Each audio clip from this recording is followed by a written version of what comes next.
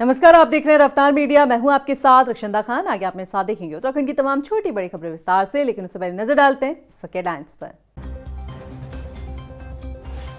देहरादून स्थित दून विश्वविद्यालय को सीएम धामी ने दी बड़ी सौगात। लाइब्रेरी, बायोलॉजिकल लैब और कम्युनिटी रेडियो का किया उद्घाटन। छात्रों के साथ किया संवाद। राज्य निर्माण में लिए उनके सुझाव। केंद्र में उल्लास नव भारत साक्षरता कार्यक्रम। पूर्ण साक्षर राज्य बना उत्तराखंड। केंद्रीय शिक्षा मंत्री ने दी बधाई। सीएम धामी बोले, सामूहिक प्रयासों का मिला फल। दिल्ली तक पहुंचा हल्द्वानी के रामलीला मैदान के शुद्धिकरण का मुद्दा। संसद में खरगे ने दलितों को लेकर बीजेपी को घेरा। जेपी नड्डा ने घटना को बताया निंदनीय, कहा जांच करेगी पार्टी। राजधानी देहरादून में दर्दनाक सड़क हादसा। आशा रोड़ी चेकपोस्ट के पास बेकाबू ट्रक ने युवक को बुरी तरह रौंदा। धड़ से अलग हुआ युवक का सिर। हेडलाइंस के बाद बुलेटिन में खबरें विस्तार से। गुरुवार को मुख्यमंत्री पुष्कर सिंह धामी ने अपने शासकीय आवास पर तिरंगा लगाकर हर घर तिरंगा का संदेश दिया। इस मौके पर मुख्यमंत्री ने प्रदेशवासियों से आह्वान किया कि वे राष्ट्र के सम्मान और देशभक्ति की भावना के साथ अपने अपने घरों, प्रतिष्ठानों और सार्वजनिक स्थलों पर तिरंगा फहराकर इस जन भागीदारी अभियान को सफल बनाएं। मुख्यमंत्री ने कहा कि हर घर तिरंगा अभियान केवल एक कार्यक्रम नहीं, बल्कि राष्ट्र के प्रति समर्पण, एकता और गौरव की भावना का उत्सव है। गुरुवार को दून विश्वविद्यालय में सीएम धामी ने केंद्रीय पुस्तकालय भवन और स्कूल ऑफ बायोलॉजिकल साइंस प्रयोगशाला भवन का लोकार्पण किया। साथ ही दून विश्वविद्यालय में नवस्थापित कम्युनिटी रेडियो 88.4 FM का भी शुभारंभ किया। इस मौके पर सीएम धामी ने कई महत्वपूर्ण घोषणाएं भी की। कम्युनिटी रेडियो के लिए सीएम धामी ने 2 पदों की स्वीकृति दी। साथ ही मुख्यमंत्री धामी ने छात्रों के आवागमन के लिए 2 इलेक्ट्रिकल बस देने का भी ऐलान किया। यहाँ पर 2 बड़े महत्वपूर्ण कार्य हुए हैं। एक तो पहला पुस्तकालय भवन, जिसका नाम भारत रत्न डॉक्टर भीमराव अंबेडकर जी के नाम से रखे जाने का हम लोगों ने निश्चय किया है, निर्णय लिया है यहाँ पर। और वहाँ पर बायोलॉजिकल क्लासों के लिए भी भवन बना है। दोनों ही भवन बड़े अच्छे बने हैं। और दूसरा, आज यहाँ पर FM रेडियो की भी दून विश्वविद्यालय ने शुरुआत की है। और इस FM रेडियो के माध्यम से हमारे यहाँ के शिक्षक, यहाँ के विद्यार्थी अपनी बात आम जन तक पहुँचा पाएंगे और एक अच्छा मंच उनको यहाँ से मिलेगा। और एक नवाचार है विश्वविद्यालय में ये। मैं इसके लिए पूरे विश्वविद्यालय की सभी टीम को, की vice chancellor professor Surekha Dangwal ji को और सभी शिक्षकों और विद्यार्थियों को सबको बधाई देता हूँ। दून विश्वविद्यालय में आयोजित कार्यक्रम में सीएम धामी ने युवाओं के साथ संवाद किया। संवाद में सीएम धामी ने जेन जी को इन जी बताया। उन्होंने कहा कि मैं हमेशा से कहता हूं कि जेन जी इन जी है, यानी कि इंडियन जनरेशन है। इस दौरान सीएम धामी ने राज्य के निर्माण को लेकर छात्रों की राय को जाना। युवाओं के साथ सीएम धामी ने संवाद किया। युवाओं ने सीएम धामी को रोजगार, पलायन, स्टार्टअप जैसे मुद्दों पर सवाल किए तो जवाब भी मिला। खटीमा की छात्रा उर्वशी ने क्षेत्र में उच्च शिक्षा संस्थान को लेकर सवाल किया। जवाब में सीएम धामी ने बताया कि खटीमा में प्राथमिक स्कूल के साथ ही उच्च शिक्षा के क्षेत्र में बेहतर काम किया जा रहा है। सरकार की कोशिश है कि छात्रों को गुणवत्तापूर्ण शिक्षा दी जाए। मैं खटीमा से हूँ। वहाँ के विद्यार्थियों को उच्च शिक्षा के लिए अक्सर दूसरे शहरों में जाना पड़ता है। क्या खटीमा में उच्च शिक्षा के लिए दून विश्वविद्यालय जैसी किसी विश्वविद्यालय की स्थापना करने की आपकी कोई योजना है? सभी स्टूडेंट्स को, सभी विद्यार्थियों को उनके घर के पास अच्छी शिक्षा मिले, अच्छा ट्रेनिंग का स्थान मिले। और खटीमा में तो चूँकि मैं बड़ा हुआ हूँ और मैंने अपने इस लेजिस्लेटर की जो मेरी शुरुआत हुई वो खटीमा से हुई। तो खटीमा मेरे लिए एक बहुत भावनाओं का स्थान है। जहाँ से मेरी कर्मभूमि वहाँ से शुरू हुई है। तो इसलिए वहाँ के लिए हमारा हमेशा से प्रयास रहा है कि वहाँ पर सभी शिक्षा के संस्थान हैं। और जब मैं पहली बार वहाँ से विधायक के रूप में चुना गया था तो मैंने प्रयास किया कि वहाँ पर खटीमा में पॉलिटेक्निक खुले। वहाँ ITI नहीं था, ITI खुला। जो खटीमा का हमारा PG कॉलेज है, उस समय PG कॉलेज में BSc नहीं था, BCom नहीं था, वहाँ पर BCom खुला। केंद्रीय शिक्षा मंत्री प्रहलाद जोशी ने उत्तराखंड को उल्लास नवभारत साक्षरता कार्यक्रम के तहत पूर्ण साक्षर राज्य घोषित किए जाने पर बधाई दी है। प्रदेश की इस उपलब्धि पर केंद्रीय शिक्षा मंत्री प्रहलाद जोशी ने सीएम धामी को बधाई पत्र लिखा। उन्होंने कहा कि मुख्यमंत्री की दूरदर्शी सोच, प्रशासनिक प्रतिबद्धता के साथ ही प्रदेशवासियों के सामूहिक प्रयासों से उत्तराखंड ने इस कामयाबी को हासिल किया है। केंद्रीय मंत्री ने कहा है कि कठिन भौगोलिक परिस्थितियों के बावजूद उत्तराखंड पूर्ण साक्षरता के क्षेत्र में उल्लेखनीय उपलब्धि को हासिल करने वाला राज्य बन गया है। इसमें पूरी टीम, सभी लोगों ने अलग अलग क्षेत्रों में बहुत अच्छा काम किया है। उस कारण से शिक्षा के क्षेत्र में पूरी तरह से साक्षरता के लिए जो क्वालिफिकेशन होती है, औपचारिकताएं होती हैं, वो सभी हमारे राज्य ने पूरी की है। मैं सभी राज्यवासियों को सबको बधाई देता हूँ। उत्तराखंड से एक ऐसा मामला सामने आया जिसने खेल विभाग पर सवाल खड़े कर दिए हैं। सीएम के साथ संवाद में एक छात्रा ने अपनी ऐसी कहानी बताई जिसने सोचने को मजबूर कर दिया कि क्या पैसों के आगे खिलाड़ियों की प्रतिभा दम तोड़ रही है। खेल और खिलाड़ियों को आगे बढ़ाने के लाख दावे तो किए जाते हैं, फिर ऐसे प्रतिभाशाली खिलाड़ियों के लिए कोई योजना क्यों नहीं है? ये रिपोर्ट देखिए।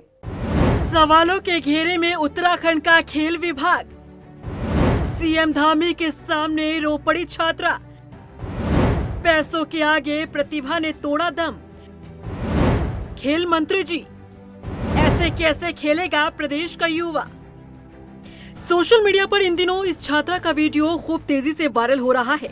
वजह है इस छात्रा की दर्द भरी कहानी अपने परिवार या निजी जीवन की नहीं, बल्कि कहानी है छात्रा की प्रतिभा से जुड़ी, जो 1.5 लाख रुपए के आगे दम तोड़ती दिखी। दरअसल इस छात्रा का नाम है सायरा, जो सीएम के कार्यक्रम में छात्रों के साथ पहुंची थी। सायरा ने खड़े होकर सीएम धामी को अपनी कहानी सुनाई। उसने बताया कि वो ताइक्वांडो की नेशनल खिलाड़ी है। उसने गोल्ड मेडल जीता था, जिसके बाद उसका इंटरनेशनल के लिए सिलेक्शन भी हो गया था, लेकिन वहां इंटरनेशनल टूर्नामेंट में शामिल होने के लिए उससे 1.5 लाख रुपए की मांग की गई। इस वजह से वो इंटरनेशनल टूर्नामेंट खेलने नहीं जा सकी। ये बात बताते हुए छात्रा भावुक हो गई। मैं आधे से ज्यादा टाइम मेरा स्पोर्ट्स में जाता है। मैं अभी जम्मू गई थी ताइक्वांडो का नेशनल खेलने, तो वहाँ पे मेरा गोल्ड मेडल आया था। वहाँ से मेरा इंटरनेशनल के लिए सिलेक्शन हुआ था सर, लेकिन वहाँ पे पैसे मांग रहे थे। इंटरनेशनल के लिए सिलेक्शन हुआ था, वहाँ पे पैसे मांग रहे थे मुझे 1.5 लाख रुपए, तो जिसकी वजह से मैं इंटरनेशनल खेलने नहीं जा सकी। अच्छा, चलो बेटा, अभी बैठ जाओ। छात्रा की शिकायत सुनकर सीएम धामी ने अधिकारियों से इस मामले का संज्ञान लेने के लिए कहा, लेकिन छात्रा सायरा की बात यहीं खत्म नहीं होती। इस वीडियो के बाद छात्रा सायरा का एक और वीडियो सामने आया, जिसमें उसने अपनी पूरी बात सुनाई। सायरा ने बताया कि उसका चयन इंटरनेशनल टूर्नामेंट के लिए हुआ था। इसके लिए छात्रा को कुल 3,70,000 रुपए की जरूरत थी। फेडरेशन की ओर से 1,70,000 रुपए की मदद की जा रही थी, लेकिन बाकी की रकम उसे खुद जमा करनी थी। सारा के मुताबिक उसने इसके बारे में स्कूल में किसी को नहीं बताया, जिसके कारण वो नहीं जा सकी। सुनिए। गुड आफ्टरनून, मेरा नाम सायरा है। मैं CNI गर्ल्स स्कूल में 12वीं की छात्रा हूँ। मैं 10 तारीख को CM सर के प्रोग्राम में गई थी, जहाँ पे अपने में पूरी बात रख नहीं पाई, इसलिए अब रख रही हूँ। मेरा सिलेक्शन जम्मू में, मैं नेशनल खेलने जम्मू में गई थी, जहाँ पे मेरा इंटरनेशनल के लिए सिलेक्शन हो गया था रोमानिया में क्वानकिडो का, जहाँ से मुझे फेडरेशन 1,70,000 रुपये दे रही थी। बाकी का खर्चा मुझे करना था, और बाकी मैंने स्कूल में किसी को बताया नहीं या किसी को भी बताया नहीं, जिसके कारण मैं नहीं जा सकी। छात्रा का ये वीडियो वायरल होने के बाद विपक्षी दलों ने सत्ता पक्ष को घेरना शुरू कर दिया। सवालों के घेरे में खेल विभाग है, क्योंकि खेल और खिलाड़ियों को आगे बढ़ाने का दावा खेल विभाग करता रहा है। खेल मंत्री रेखा आर्य भी युवाओं को आगे बढ़ाने की बात करती रही हैं। फिर सायरा जैसे प्रतिभावान खिलाड़ी के हाथ से इंटरनेशनल खेलने का मौका निकल जाना सवाल खड़े करता है कि जब प्रदेश के युवाओं में प्रतिभा हो तो सिर्फ पैसों के कारण अपने टैलेंट का प्रदर्शन न कर पाना क्या ठीक है? ये कहानी सिर्फ एक छात्रा की नहीं है। न जाने कितने ऐसे युवा होंगे जो आर्थिक तौर पर कमजोर होने के कारण अपने सपनों को उड़ान नहीं दे पाते। ऐसे में जरूरत है खेल विभाग को आगे आकर ऐसे युवाओं का साथ देने की, ताकि प्रतिभावान खिलाड़ी बड़े मंच पर जाकर अपनी प्रतिभा दिखाने से वंचित न रह जाएं। खेल विभाग ऐसी योजना बनाए कि टैलेंट को दर दर न भटकना पड़े और पैसों के कारण प्रतिभाओं को दम न तोड़ना पड़े। रफ्तार मीडिया के लिए देहरादून से ब्यूरो रिपोर्ट। कांग्रेस के राष्ट्रीय अध्यक्ष मल्लिकार्जुन खड़गे की हल्द्वानी रैली के बाद शुद्धिकरण के मामले ने तूल पकड़ लिया है। इस मामले की गूंज राज्यसभा तक पहुंच चुकी है। आपको बता दें कि बीजेपी और कांग्रेस आमने सामने आ गए हैं। कांग्रेस का आरोप है कि ये कदम खड़गे के दलित होने से जुड़ा हुआ है और इससे जातिवादी भेदभाव की मानसिकता झलकती है, तो वहीं बीजेपी ने इससे इनकार किया है और जेपी नड्डा ने जांच का भरोसा दिया है। ये रिपोर्ट देखिए। खड़गे के कार्यक्रम के बाद शुद्धिकरण पर तकरार, बीजेपी कांग्रेस में आर पार। खड़गे दलित हैं, क्या इसीलिए शुद्धिकरण या राजनीति कुछ और? हल्द्वानी में कांग्रेस की बड़ी जनसभा, मंच पर कांग्रेस के राष्ट्रीय अध्यक्ष मल्लिकार्जुन खड़गे और सभा के बाद कथित शुद्धिकरण का वीडियो। हमारे धार्मिक आयोजनों के लिए बनाया हुआ एक मंच है। वीडियो वायरल होने के बाद उत्तराखंड की सियासत गर्मा गई है। कांग्रेस का आरोप है कि बीजेपी नेताओं ने जनसभा के बाद कथित तौर पर शुद्धिकरण किया। वीडियो सामने आने के बाद कांग्रेस प्रदेश अध्यक्ष गणेश कोदियाल ने इसे गंभीर मामला बताया है। हालांकि अब ये मामला सिर्फ उत्तराखंड तक ही सीमित नहीं रह गया है, बल्कि राज्यसभा में भी इसकी गूंज सुनाई दी है। खुद कांग्रेस के राष्ट्रीय अध्यक्ष मल्लिकार्जुन खड़गे ने राज्यसभा में खड़े होकर इस मुद्दे पर आपत्ति जताई है। सर, बड़े दुख के साथ कहना पड़ता है, मैं हल्द्वानी में पब्लिक स्पीच में रामलीला मैदान में रामलीला स्टेज पे भाषण किया और लाखों लोग वहां पर थे। उस वक्त मैंने किसी समाज का, किसी धर्म का नाम नहीं लिया, सिर्फ मैं लोगों के समस्याओं को वहां पर बताया। लेकिन मेरे स्पीच होने के बाद कल वो लोग, बीजेपी के लोग सब मिलके हवन करके उस स्टेज का शुद्धिकरण करने का काम किए हैं। ये you might have read in the newspaper. Is it the way in democracy? How you are protecting the constitution? खड़गे की नाराजगी पर नेता सदन जेपी नड्डा ने इस मामले की जांच करवाने का भरोसा दिया है। जो माननीय खड़गे जी ने कहा है, ये सच में बहुत ही दुखदाई विषय है और ये दुखदाई सिर्फ कांग्रेस पार्टी के लिए नहीं, ये दुखदाई हम सब के लिए है। जो भी बात हुई है उसकी तहकीकात जरूर होगी, लेकिन मैं स्पष्ट करना चाहता हूं, इस तरह की एक्टिविटी को भारतीय जनता पार्टी कभी भी सब्सक्राइब नहीं करती है। मैं भर्त्सना करता हूं और मैं भर्त्सना भी करता हूं और राष्ट्रीय अध्यक्ष जी इसको गहराई से देखेंगे। उत्तराखंड के हल्द्वानी में 8 अगस्त को कांग्रेस राष्ट्रीय अध्यक्ष मल्लिकार्जुन खड़गे ने जनसभा को संबोधित किया था। उनके इस कार्यक्रम के बाद 10 अगस्त को इस मंच के शुद्धिकरण का वीडियो वायरल हुआ, जिस पर सियासत लगातार गर्माती जा रही है। कांग्रेस प्रदेश अध्यक्ष गणेश कोदियाल का कहना है कि राजनीतिक विरोध अपनी जगह है, लेकिन किसी राजनीतिक कार्यक्रम के बाद इस तरह की हरकत करना लोकतांत्रिक और सामाजिक मर्यादाओं के खिलाफ है। उन्होंने ऐसे लोगों के खिलाफ कार्रवाई की मांग की है। कांग्रेस ने इस पूरे मामले को लेकर बीजेपी पर निशाना साधते हुए सवाल उठाए हैं कि क्या राजनीतिक विरोध अब इस स्तर तक पहुंच गया है कि एक दूसरे के कार्यक्रमों के बाद शुद्धिकरण किया जाएगा। कि भारतीय जनता पार्टी के जो कार्यकर्ता हैं, उन्होंने ये कहा स्पष्ट रूप से कि यहाँ पर एक राजनीतिक दल के अध्यक्ष आए और जिस प्रकार से उन्होंने ये सब अंजाम वहाँ पर दिया काम को कि भाई हम इसका शुद्धिकरण कर रहे हैं, मैं समझता हूँ कि ये बहुत ही अफसोसजनक है। एक 21वीं सदी के भारत में इस प्रकार की भावना अगर कोई रखता है तो निश्चित रूप से भारतीय जनता पार्टी को इसका प्रायश्चित करना चाहिए और वो सिर्फ वोट के लिए हमारे अनुसूचित भाइयों का उपयोग करते हैं। वोट की आकांक्षा जरूर उनसे रखते हैं और बाकी उनके बारे में क्या सोच रखते हैं, ये इस बात से स्पष्टीकरण ये स्पष्ट हो गया। वहीं बीजेपी इस मामले में सफाई पेश कर रही है। प्रदेश प्रवक्ता मथुरादत्त जोशी का कहना है कि जो भी हल्द्वानी के रामलीला मैदान में शुद्धिकरण कर रहे थे, उनका बीजेपी से कोई लेना देना नहीं है। रामलीला मैदान में जहां भगवान श्री राम की लीला का मंचन होता हो, मर्यादा पुरुषोत्तम भगवान की लीला का वहां पर मंचन किया जाता है, वहाँ पर जो एक धर्म विशेष के लोगों ने नारे लगाए थे अपने धर्म के लिए और उनके समर्थन में लगाए थे, तो रामलीला कमेटी के लोगों का मानना है कि हमारा मंच कांग्रेस ने खराब कर दिया, हमारे मंच को अपवित्र कर दिया, इसलिए वहाँ पर उन्होंने यज्ञ करने की बात की। और उनमें से कोई भी हमारा भारतीय जनता पार्टी का न कोई कार्यकर्ता है, न कोई हमारा पदाधिकारी है। वो ठीक है, वो धार्मिक संगठन के लोग हैं, श्री राम सेवा समिति के लोग हैं और जो रामलीला कमेटी के पदाधिकारी हैं वो लोग हैं। हल्द्वानी में कांग्रेस अध्यक्ष मल्लिकार्जुन खड़गे की जनसभा के बाद कथित शुद्धिकरण का वीडियो सामने आने से उत्तराखंड की सियासत गर्मा गई है।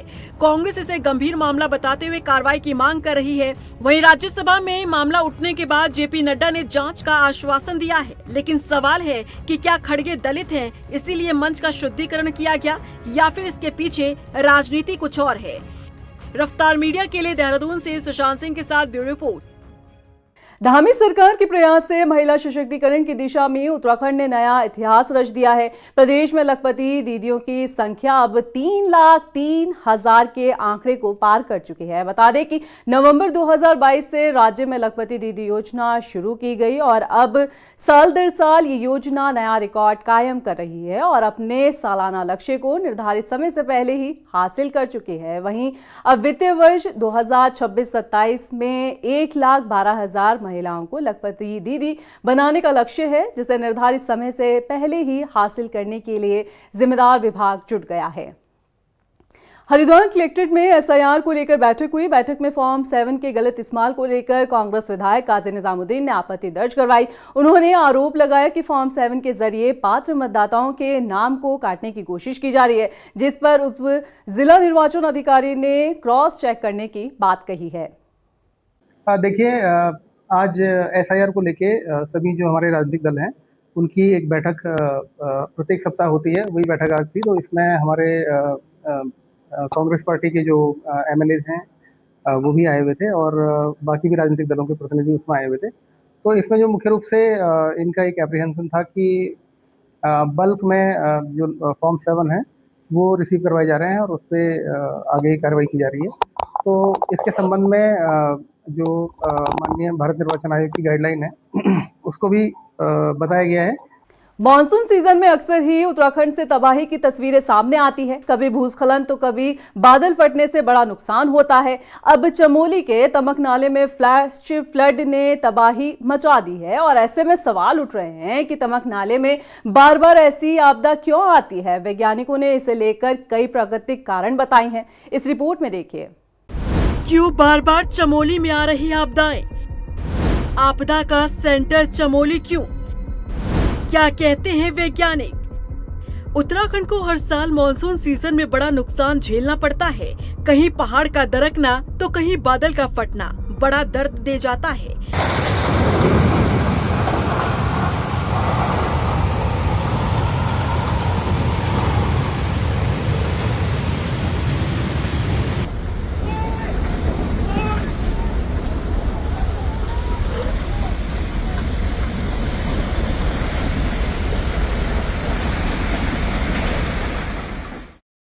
हाल ही में चमोली के तमकनाला में फ्लैश फ्लड ने तबाही मचा दी। तबाही की तस्वीर डरा देने वाली थी। दरअसल तमकनाला चमोली की नीति घाटी क्षेत्र का वो इलाका है जहां फ्लैश फ्लड का खतरा लगातार बना रहता है। 10 अगस्त को अचानक जल प्रवाह बढ़ने से वैली ब्रिज देखते ही देखते बह गया। तेज बहाव की चपेट में एक व्यक्ति और कैंपर वाहन भी आ गए। तमकनाला में फ्लैश फ्लड की ये पहली घटना नहीं है। इस नाले में पहले भी कई बार तेज जल प्रवाह के कारण पुल बह चुके हैं। पिछले साल अक्टूबर में भी इसी नाले का पुल तेज बहाव की चपेट में आ गया था। बताया जाता है कि तमकनाला क्षेत्र में 3 से अधिक बार पुलों को नुकसान पहुंच चुका है। ऐसे में अब आपदा प्रबंधन विभाग ने इस पूरे क्षेत्र के वैज्ञानिक अध्ययन का फैसला किया है। बेसिकली जो आपका रीजन है वो आपका जुम्मा से लेकर और जुम्मा से लेकर आपके झेलम के लास्ट तक जो है वो तमक वो रीजन है। वो रीजन ओल्ड जो है मोरेनिक मटेरियल से बना हुआ है। ग्लेशियर्स जो है कभी रहे होंगे वहाँ पे बहुत सारे ग्लेशियर है। दुनागिरी ग्लेशियर है, सामने कोसा ग्लेशियर है और इस साइड से आपके करीब जो है 10-12 ग्लेशियर से वो वैली बनी हुई है वहाँ पे ग्लेशियर। तो वैली पूरी लूज जो है अनकंसोलिडेटेड मटेरियल से बनी हुई वैली है वो। और उस वैली में क्या है कि जो तमक का अगर आप वो एग्जाम्पल देखोगे या उसकी हिस्ट्री देखोगे तो वो हर साल, हर 2-3 साल में, हर साल उसमें एक फ्लश फ्लड बढ़िया आता है। वो इस वजह से भी आता है क्योंकि अपर रीचेस में जो स्लोप है उस वैली का, और स्लोप बहुत ज़्यादा होने की वजह से साथ साथ नैरो वैली भी है उस रीजन में, और ऊपर जो एक ग्लेशियर्स है उसका, कोसा ग्लेशियर के जस्ट बगल में एक ग्लेशियर है, छोटा सा ग्लेशियर है, वो ग्लेशियर जो है उस ग्लेशियर्स के ऊपर मेल्टिंग की होने की वजह से, और वहाँ पे बहुत ज़्यादा लूज होने की वजह से, और साथ साथ जो है क्लाइमेट चेंज की वजह से जो रेनफॉल पैटर्न हमारा चेंज हुआ, उस रेनफॉल पैटर्न की वजह से क्या है कि जो सैचुरेटेड मटेरियल ऊपर है वो बह करके नीचे आता है, और नीचे आने से नैरो वैली जैसे धराली वाला जैसा वो आता है, ऑलमोस्ट वैसे ही केसेस में नीचे आकर के नैरो वैली में पानी एक्यूमुलेट होता है, और बाद में वो हाइड्रोस्टैटिक प्रेशर की वजह से फ्लैश होकर के बाहर की ओर निकल जाता है। वैज्ञानिकों के मुताबिक जुम्मा से झेलम तक का तमक क्षेत्र मोरेन मटेरियल से बना है। यहाँ कभी ग्लेशियर मौजूद थे जो समय के साथ पीछे खिसक गए। हालांकि आसपास आज भी कई ग्लेशियर मौजूद हैं। संकरी घाटी और ढलानदार भूभाग के कारण यहाँ पानी के साथ बड़ी मात्रा में मलबा नीचे की तरफ आता है। ग्लेशियर के पिघलने और क्लाइमेट चेंज के चलते बारिश के पैटर्न में आए बदलाव भी फ्लैश फ्लड की स्थिति को बढ़ा सकते हैं। वैज्ञानिकों के मुताबिक ऊपरी इलाकों में पानी और मलबा एक जगह जमा होने के बाद अचानक दबाव के साथ नीचे की ओर निकलता है। इसी वजह से तमक नाला और जुम्मा के आसपास के नाले काफी एक्टिव रहते हैं। तो ये जो रीजन है, ये आपका तमक नाला और उसके बगल में जुम्मा के आसपास का भी वो नाला है, वो भी बहुत एक्टिव है, और उसके जस्ट अपोजिट में जो है ये सिगरी नाला है, सिगरी वो भी बहुत एक्टिव है। सिगरी में एक बार लेक भी बनी थी पीछे, और वहाँ पे जो है एक कोई विलेज भी था, तो 2002-03 में छोटा सा विलेज के मतलब एक शेल्टर टाइप का था, वो भी अब लगभग 2003-04 में वो लगभग कंप्लीट वॉश्ड हो गया था। तो उस रीजन में एक्टिविटीज बहुत ज़्यादा है। वो रीजन जो है, जो जोशीमठ से ऊपर का रीजन, वो टेक्टोनिकली भी बहुत एक्टिव रीजन है। अभी इसी तमक नाला और उसके आसपास, जुम्मा के आसपास 2021 और 20 के बाद जो है एक ह्यूज लैंडस्लाइड भी, काफ़ी टाइम तक उन्होंने वहाँ पे जो है रोड को ब्लॉक भी रखा था, लोगों के आने जाने में बड़ी परेशानी हुई थी, लैंडस्लाइड हुई थी, और वो लैंडस्लाइड रुकी है। तो ये एक्टिविटीज़ उस वैली में जो है tectonically as well as climatic conditions की वजह से जो है बहुत ज्यादा एक्टिव है। तो उधर आपदा प्रबंधन विभाग भी तमकनाला में आई आपदा की असल वजह तलाशने में जुट गया है। विभाग के मुताबिक शुरुआती जानकारी में क्षेत्र में अत्यधिक क्लाउड बढ़ने के कारण भारी बारिश की बात सामने आई है। देखिए, जो अभी ज्ञात हुआ है कि वहाँ पे क्लाउड बहुत ज़्यादा बन गए, क्लाउड का डेंसिटी बहुत ज़्यादा बढ़ गई और इसके कारण से ये घटना घटी है। बाकी डिटेल में जानकारी प्राप्त करके बताया जाएगा, क्योंकि ये रोड बीआरओ द्वारा बनाया जा रहा है। तो बीआरओ को कहा गया है कि इसकी जांच कराने और देखें क्या कारण है, और अपने माध्यम से भी हम जो वैज्ञानिक संस्थान है उनसे देखेंगे कि ऐसी कौन सी परिस्थितियाँ बनी जो इतना अधिक बारिश हुई और ये घटना घटी।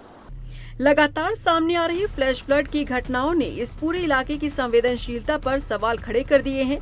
वैज्ञानिक अध्ययन के बाद ही साफ हो पाएगा कि तमकनाला में बार बार आने वाली आपदा के पीछे बारिश, ग्लेशियर, भूस्खलन और बदलता मौसम कितना जिम्मेदार है।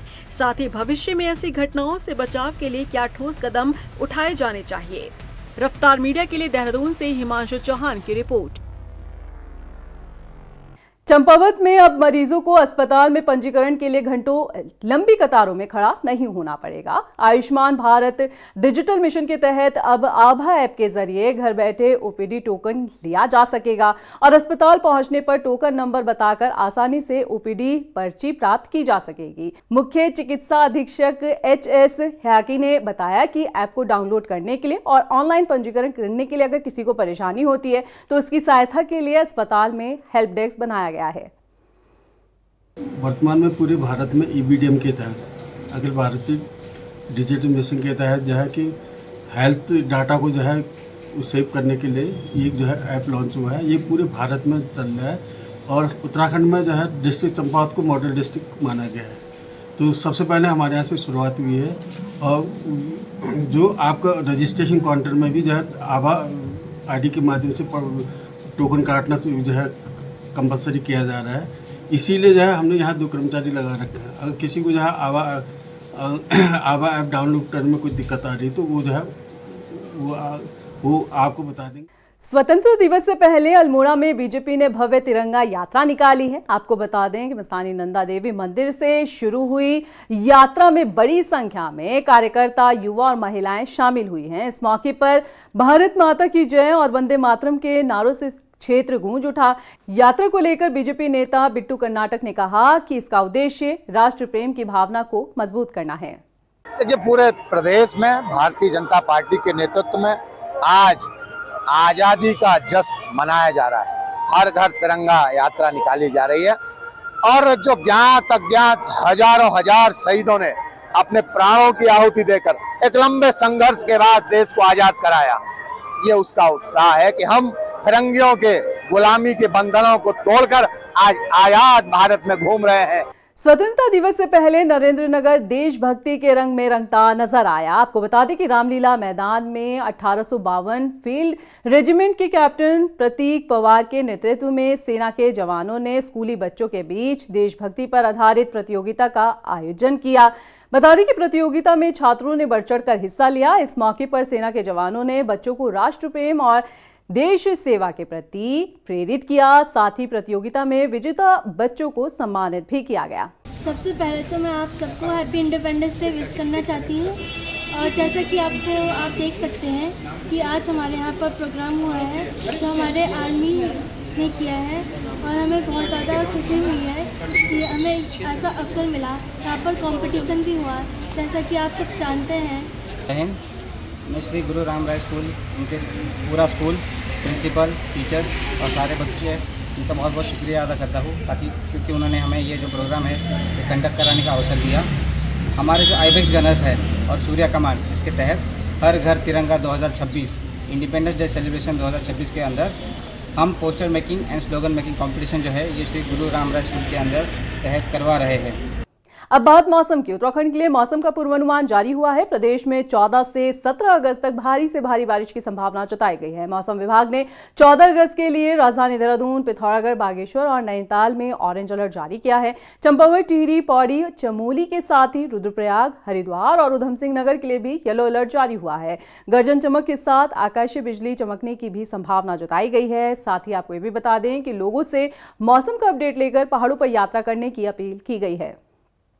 स्वतंत्रता दिवस के मद्देनजर राजधानी देहरादून में पुलिस द्वारा चलाए जा रहे सघन चेक इन अभियान के दौरान प्रेमनगर थाना क्षेत्र में पुलिस और बदमाशों के बीच मुठभेड़ हो गई। मुठभेड़ में पश्चिमी उत्तर प्रदेश का शातिर गैंगस्टर रईस घायल हो गया। पुलिस की जवाबी कार्रवाई में उसके दोनों पैर में गोली लगी, जिसके बाद उसे अस्पताल में भर्ती कराया गया। मामले का खुलासा करते हुए एसपी सिटी प्रमोद कुमार ने बताया कि आरोपी गौकशी की घटना में पिछले 2 साल से फरार चल रहा था। एसपी सिटी ने बताया कि आरोपी पर गौकशी, चोरी, आर्म्स एक्ट सहित गैंगस्टर एक्ट का भी मामला चल रहा है। करीब 1.5 दर्जन मुकदमे उस पर दर्ज हैं। इसी के दृष्टिगत थाना प्रेमनगर पुलिस के द्वारा दरू चौक पर चेकिंग की जा रही थी। रात्रि के समय एक बिना नंबर की मोटरसाइकिल पर 2 व्यक्ति जो हैं गोरखपुर साइड से आते हुए दिखाई दिए। पुलिस के द्वारा उनको रोकने का इशारा किया गया, लेकिन वो रुके नहीं। अलबत्ता उन्होंने गाड़ी वहाँ से जंगल की तरफ को मोड़ दी। पुलिस के द्वारा उनका पीछा किया गया। पीछा करते हुए देखते हुए वो अपनी मोटरसाइकिल को सड़क किनारे जो है गिराकर जंगल की ओर भाग गए। पुलिस के द्वारा उनको चेतावनी दी गई, रुकने का इशारा किया गया, लेकिन इसके एवज में उनके द्वारा पुलिस पर फायर किया गया। 2-3 राउंड उनके द्वारा फायर किए गए, जो कि एक जो थाने की गाड़ी है उसके बोनट पर भी फायर लगा। इसके उपरांत पुलिस ने आत्मरक्षा फायर किए गए और थोड़ी देर बाद जो है एक व्यक्ति के कराहने की आवाज़ आई जंगल की ओर से। जब देखा गया वहाँ पे जाके तो एक बदमाश जो है वो घायल अवस्था में पड़ा हुआ मिला। उसका नाम पता पूछा तो उसने अपना नाम रईस बताया, जो कि छुटमलपुर जनपद सहारनपुर का रहने वाला था। और अधिक जानकारी करने पर पता चला कि वो गौकशी के जो अपराध हैं उसमें लिप्त था। तकरीबन 16-17 मुकदमे उसमें जनपद सहारनपुर और देहरादून के विभिन्न थानों पर पंजीकृत थे। घायल अवस्था में उसको प्राथमिक उपचार दिया गया और उसको अस्पताल में भर्ती करवाया गया। फिलहाल के लिए इस बुलेटिन में इतना ही। मुझे दीजिए इजाजत, लेके चलते चलते नजर डालते इस वक्त की हेडलाइंस पर। नमस्कार। देहरादून स्थित दून विश्वविद्यालय को सीएम धामी ने दी बड़ी सौगात। लाइब्रेरी, बायोलॉजिकल लैब और कम्युनिटी रेडियो का किया उद्घाटन। छात्रों के साथ किया संवाद। राज्य निर्माण में लिए उनके सुझाव। केंद्र में उल्लास नव भारत साक्षरता कार्यक्रम। पूर्ण साक्षर राज्य बना उत्तराखंड। केंद्रीय शिक्षा मंत्री ने दी बधाई। सीएम धामी बोले सामूहिक प्रयासों का मिला फल। दिल्ली तक पहुंचा हल्द्वानी के रामलीला मैदान के शुद्धिकरण का मुद्दा। संसद में खरगे ने दलितों को लेकर बीजेपी को घेरा। जेपी नड्डा ने घटना को बताया निंदनीय, कहा जांच करेगी पार्टी। राजधानी देहरादून में दर्दनाक सड़क हादसा। आशा रोड़ी चेकपोस्ट के पास बेकाबू ट्रक ने युवक को बुरी तरह रौंदा। धड़ से अलग हुआ युवक का सिर।